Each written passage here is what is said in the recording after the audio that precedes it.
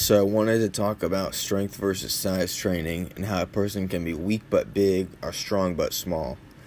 When I say strength training, I mean generally higher weights with lower reps, and when I say size training, I mean generally lower weights with higher reps. Now look at the power lifters. A lot of them look kind of soft or watery, and the bodybuilders are much bigger but are not nearly as strong. It's because the difference in training actually works different parts of the muscle. So first we'll look at the main way, hypertrophy. Strength training leads to myofibrillar hypertrophy. Myofibers are the actual contractile threads that form cross bridges. The heavier you load when working out, the greater the chance for these actin myosin heads to break off and lead to the body adding more actin myosin filaments. Size training, on the other hand, leads to sarcoplasmic hypertrophy. The sarcoplasm is the cytoplasm of the cell containing things like water and energy resources.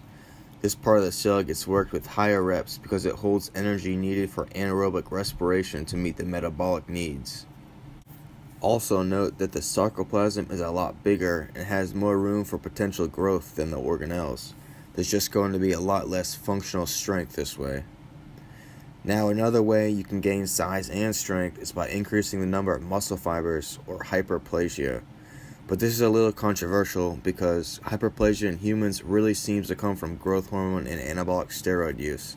And natural exercise-induced hyperplasia in animals only appeared when they attached weights to the limbs of these animals and stretched them for days. So it's safe to say that hypertrophy is more so what you're gonna see. So guys, size and strength are actually poorly correlated. We have different parts of the muscle worked. So we have myofibril hypertrophy with strength training that leads to functional strength, and we have sarcoplasmic hypertrophy with size training that has more potential for growth.